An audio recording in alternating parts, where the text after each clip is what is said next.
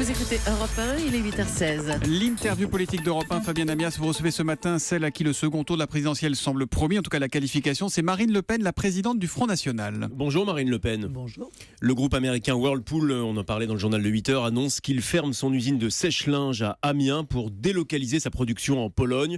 290 salariés vont rester sur le carreau. Alors Donald Trump, on l'a vu, règle ce type de sujet en envoyant des tweets aux patrons des grandes compagnies américaines pour leur demander de rentrer sur le territoire. Vous, Marine Le Pen, si vous étiez présidente, quelle serait votre méthode pour empêcher ce type de délocalisation ? Ma méthode, c'est de mettre en place un patriotisme économique et un protectionnisme intelligent. D'ailleurs, c'est ce que Donald Trump a fait. En réalité, il n'a pas simplement demandé aux entreprises de revenir sur le territoire. Il a indiqué que si ces entreprises délocalisaient, alors pour vendre leurs produits aux États-Unis, pour les réimporter, donc, ils devraient payer un droit de douane de 35%. Il n'y a donc plus aucun intérêt pour les entreprises à délocaliser dans ces conditions, puisqu'elles perdent le bénéfice de leur délocalisation. Mais là, en espèce, c'est une délocalisation dans l'Union européenne. Donc, pour imposer des droits de douane au sein de l'Union européenne, il faudrait totalement changer les règles de cette union. Vous n'en avez pas le droit aujourd'hui. C'est exactement ce que je souhaite faire.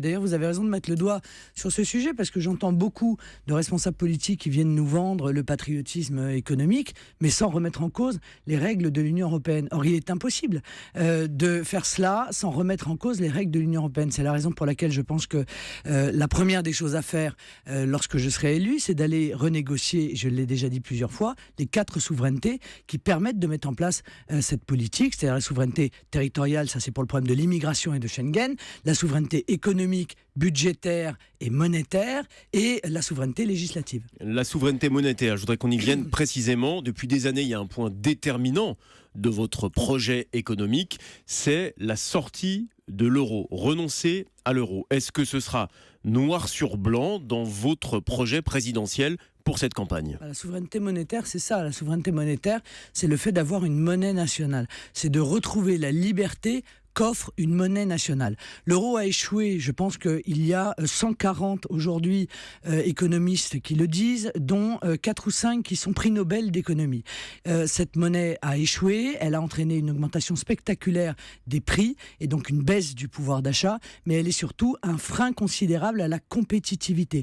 Car ce qu'il faut que chacun comprenne, c'est que nous sommes victimes d'un dumping monétaire et coincés dans un modèle monétaire qui nous fait perdre notre compétitivité, et ça a des conséquences évidemment en termes d'aggravation du chômage. Mais pour être précis, Marine Le Pen, ça veut dire la disparition pure et simple de l'euro.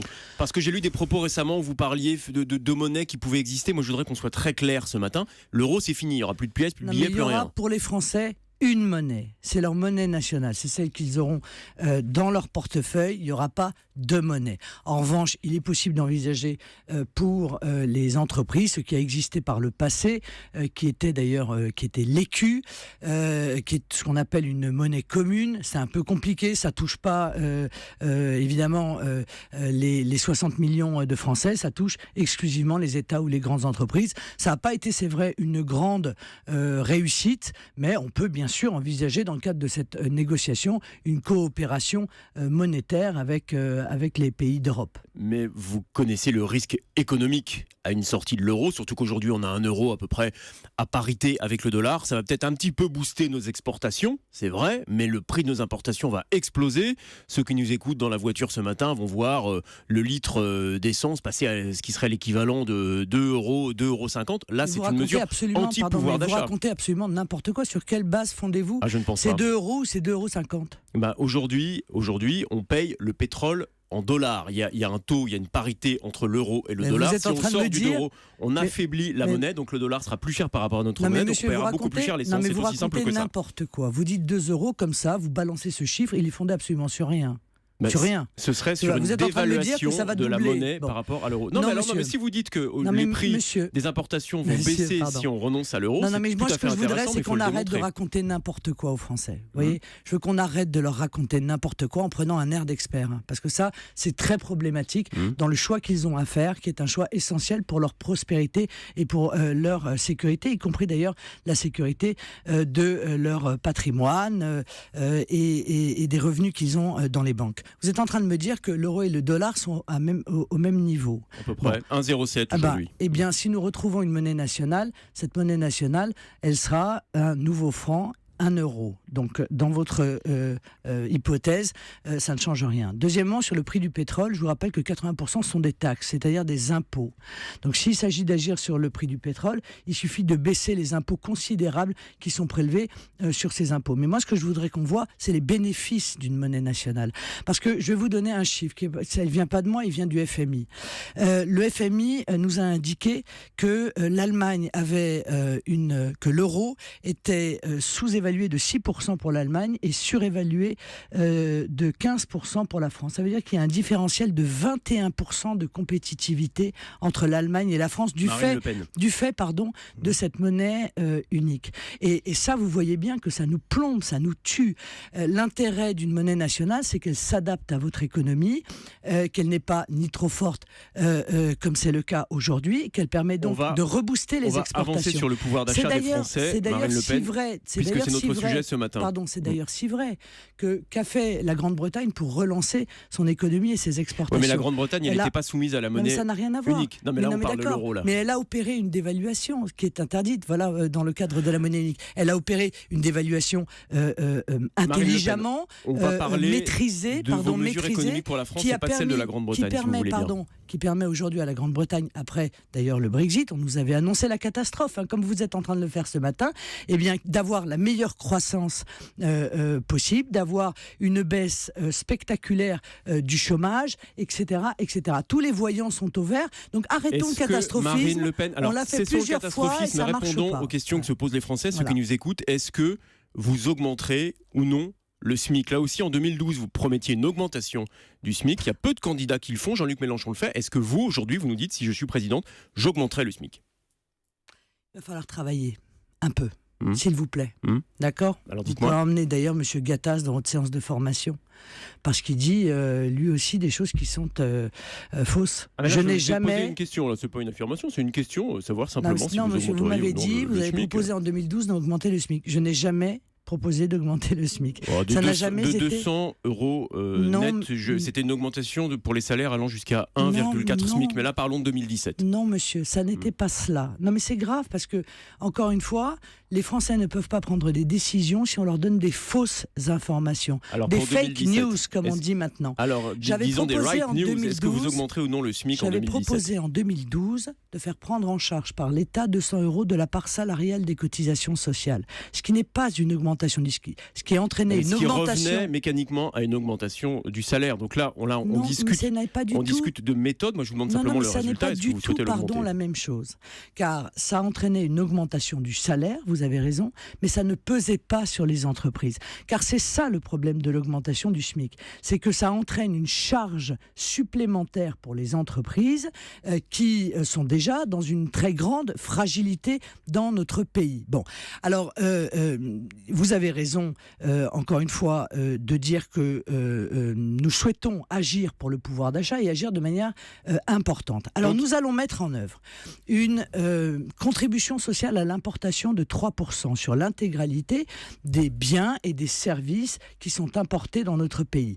Ceci va constituer des recettes que nous allons transformer en primes de pouvoir d'achat pour tous les retraités et les salariés jusqu'à 1500 €. La mesure est claire, Marine Le Pen, elle est entendue ce matin. Il y a un sujet qui revient beaucoup dans les journaux ce matin, c'est l'emploi de Pénélope Fillon comme assistante parlementaire de François Fillon. Elle aurait été rémunérée pour cela.